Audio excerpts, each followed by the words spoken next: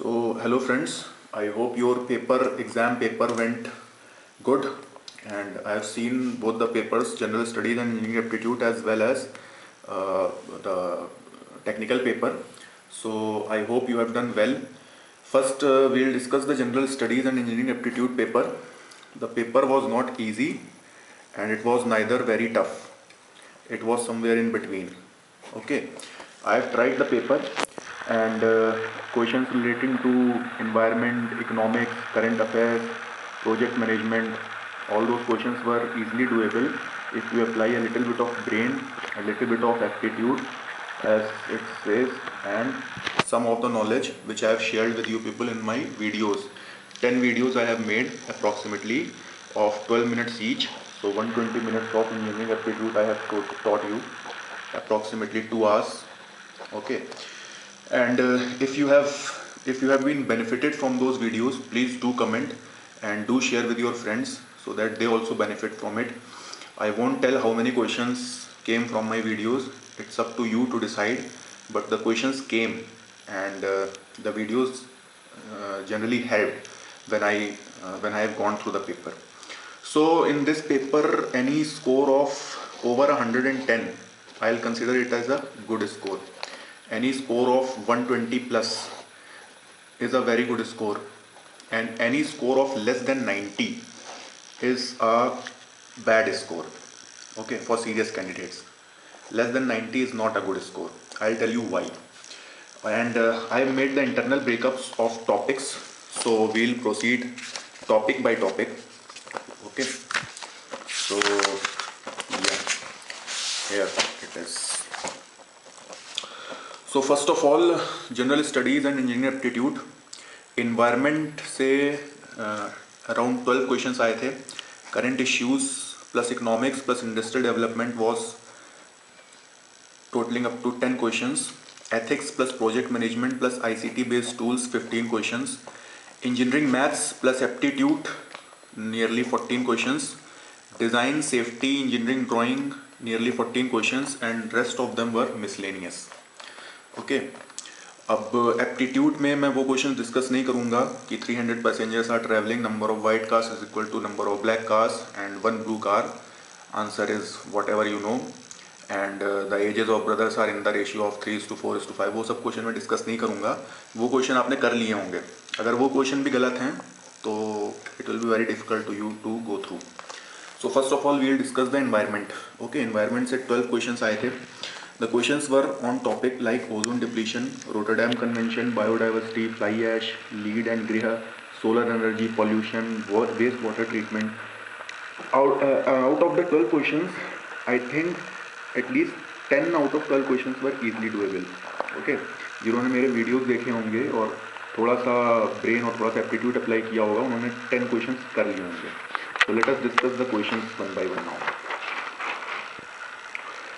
Number 1, Rotterdam Convention deals with, I have taught you this topic in my video of climate change and organizations. Nuclear weapon stockpile, no. Limiting use of toxic chemicals, yes. Protecting oceans, कोई मतलब नहीं है. Banning of human clone experiment, कोई. Generally it is for pesticides. So pesticides भी toxic chemicals में आ गया. So the right answer is B. Next is tertiary methods for treatment of wastewater is, tertiary method is used for when you want to reuse the wastewater. Then tertiary treatment is required.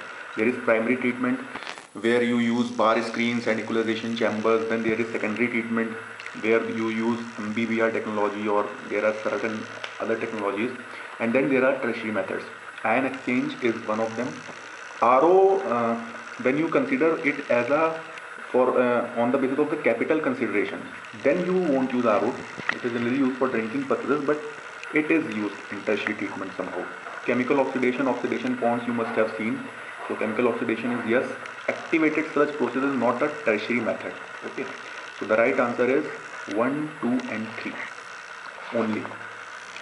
Next is, besides species and ecosystem diversity, which of the following is included in the term biodiversity? General question, little bit of brain. Climatic, lingual और cultural यहाँ पे कोई इस context में कोई मायने नहीं रखते. Only genetic diversities looking nice. So genetic diversity is the right option. Now again, consider the following statements. Nuclear explosions cause radioactive radiation, right? Earthquakes do not cause tsunamis, wrong. It is absolutely wrong. Earthquake do cause tsunami, but earthquake should take place below seabed. When earthquake take place, when tremors come below the seabed, then tsunamis do come. Acid rain is not a major environmental pollution, wrong. Air pollution has some impact on meteorology, right. How? Particulates का नाम सुना होगा आपने, aerosols. ये dust particles होते हैं. When they go up in the atmosphere, these reflect sunlight. Okay, so the atmosphere sometimes becomes a little bit cooler. It also have some impact on cloud cover and rain also. So air pollution has some impact on meteorology. So the right answer is 1 and 4. Which industrial waste is commonly used in construction industry? Direct question from one of the video, current issues part 2, fly ash. Okay, I have already told you fly ash is used in construction industry. Which one of the following statement is correct? End product of fossil fuels is in form of electrical energy. Okay, hold करते हैं पहले और options देख लेते हैं. Watershed protection increases the rate of surface runoff water. No, watershed protection is usually for conserving the water. It does not increase, it decreases the rate of surface runoff of water. Technology like sprinkler system, drip irrigation, all these things are used in watershed protection to conserve water. Okay, so this statement is wrong. If timber is are harvested, ecological functions of forest are improved. Wrong. Rivers change their course during flood and lots of fertile soils are lost to the sea. No, it is fertile soils. Rivers add fertile soils to the nearby land. This is a river. When it will breach its bank during flood, ये यहाँ पे आ जाएगी river and it will deposit lot of fertile soil in this area. Okay, so the right answer is A. All other options are wrong. Now statement 1, global warming is the cause of climate change. Yes. Ozone depletion will cause global warming, wrong. Ozone depletion से क्या होगा? UV rays, जो harmful UV radiation है, that will reach the ground and skin diseases होंगी, flower को नुकसान होगा, buildings को नुकसान होगा. It is not directly related to global warming. So statement 1 is right, statement 2 is wrong. So the right answer is C. Increased cloud cover will lead to warmer winters due to clouds reflecting more intense solar energy. Wrong. Cloud cover क्या करता है? जब यहाँ पे cloud आ जाएंगे अर्थ के ऊपर, तो अर्थ जो हीट सोलर एनर्जी से सन से इसको मिली है, वो जब अर्थ हीट रेडिएट करता है वापस स्पेस में, that heat is reflected by the cloud और वो हीट ट्रैप हो जाती है एटमॉस्फेयर में. उसकी वजह से वार्मर हो जाता है atmosphere. It does not reflect solar energy directly. Okay. Overcast cloud condition result in decrease in day night temperature difference. Absolutely right. जब हीट यहाँ की एटमॉस्फेयर में ही रह जाएगी, वापस स्पेस में नहीं रेडिएट हो पाएगी, तो दिन और रात के टेम्परेचर के बीच का डिफरेंस कम हो जाएगा. So statement 1 is wrong, 2 is right. Answer is C.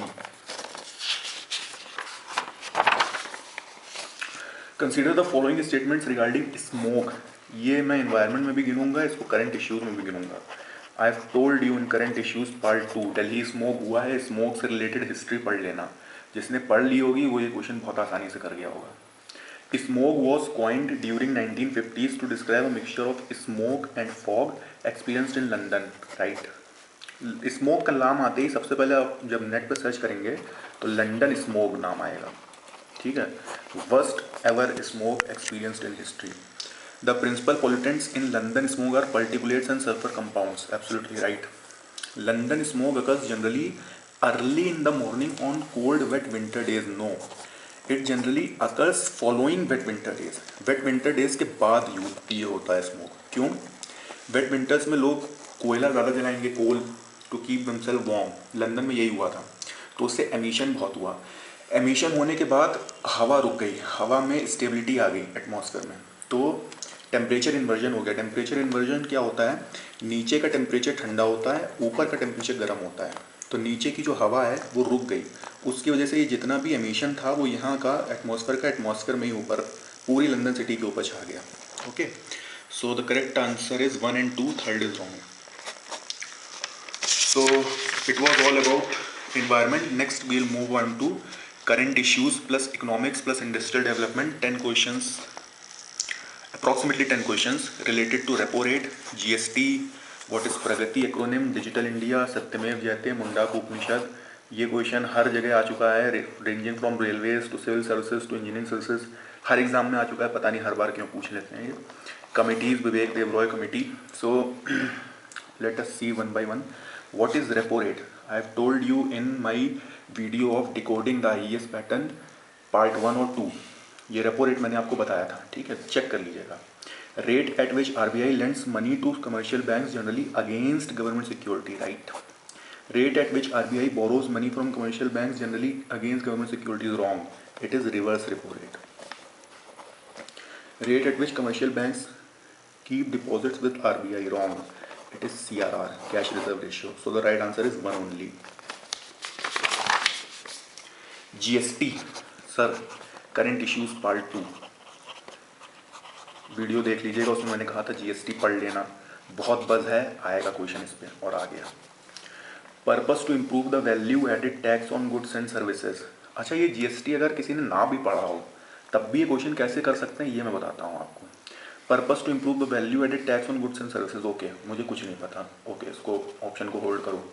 Can be impose differently in different states, no. जब भी टीवी खोलो, जब भी न्यूज़पेपर पढ़ो, one nation one tax, one nation one tax, one nation one tax, तो जब one tax है तो it can't be impose differently in different states, so this option is wrong.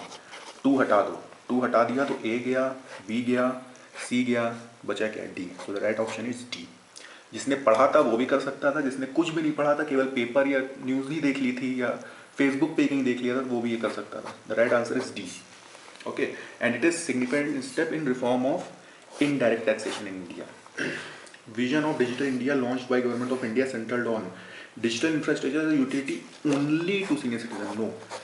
ये जितने भी ओनली या ओनली वाले जो ऑप्शंस हैं वो हटा दीजिए। और वैसे भी digital infrastructure it is not only related to senior citizens, okay. Governance and services on demand, yes. Digital empowerment of every citizen, yes. So the right answer is 2 and 3D again. सत्यमेव जयते is taken from मुंडाक उपनिषद। जिसको पता था उसने कर लिया होगा, जिसको कुछ नहीं पता था उसने तुक्का मारा होगा और गलत किया होगा। ऐसे क्वेश्चन अगर देखे हों, पढ़े हों तभी करना चाहिए, वरना नहीं करना चाहिए, okay. Committee setup by government of India in September 2014 to restructure railways, बहुत नाम सुना है, Vivek Debroy committee. Pragati is the acronym for proactive governance and transparency in India, no. Proactive governance and timely implementation, yes. Primary governance for transparency in India, no. Promoting and no. आपने Facebook पे देखा होगा, prime minister जो है वो meeting में बैठे हुए हैं और सामने वीडियो कॉन्फ्रेंसिंग पे मीटिंग चल रही है। ऐसी फोटोज आपने बहुत देखी होंगी, वो प्रगति की मीटिंग होती है, ओके। और वो वहाँ पे पूरे फुल फॉर्म के साथ उसको लिखते हैं। तो अगर किसी ने पढ़ा होगा या थोड़ा सा भी ब्रेन लगाया होगा, टाइमली इम्प्लीमेंटेशन का ही है कि जल्दी हो काम, जल्दी हो। So the right answer is B। Accessibility legislation is, अब ये जो एक्सेसिबिलिटी है ये थोड़ा सा कंफ्यूजिंग था question. It can be protect intellectual property also, improve the usability of website also, make all website easier to, सारे मेक ऑल यूजेबल, एक्सेसिबल, सारे ऑप्शन एक ही जैसे लग रहे हैं। But the right answer is D, improve access to services for disabled people in both the physical and virtual worlds. अगर पढ़ा हो तभी ऐसा क्वेश्चन करना चाहिए, क्योंकि एक्सेसिबिलिटी नाम से भी आप ऑप्शन एलिमिनेट नहीं कर पा रहे हैं, ओके। अगेन ये स्मोक का क्वेश्चन फिर से रिपीट हो गया है, क्योंकि ये करंट इश्यूज में भी इसको हम कैटेगराइज कर सकते हैं। इसका आंसर तो 1 and 2 है ही है। Last is GPP। GPP is green public procurement. It is usually a term coined in Europe में इस समय बहुत है, जहाँ पे यूरोपियन गवर्नमेंट्स जो हैं वो ग्रीन पब्लिक प्रोक्योरमेंट कर रही हैं। जो जितने भी उनके कॉन्ट्रैक्ट्स हैं, जितने भी वर्क्स हैं, उसमें वो जो रिन्यूएबल एनर्जी के सोर्सेज हैं, जो वो सारे इक्विपमेंट्स वगैरह वो प्रोक्योर करने पे उनका ज़्यादा ध्यान है। तो it is green public procurement. So this was all about current issues. In the next video, I will discuss ethics plus project management plus ICT based tools and safety and design. I hope you like the video.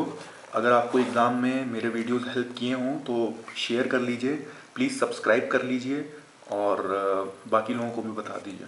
Thank you very much.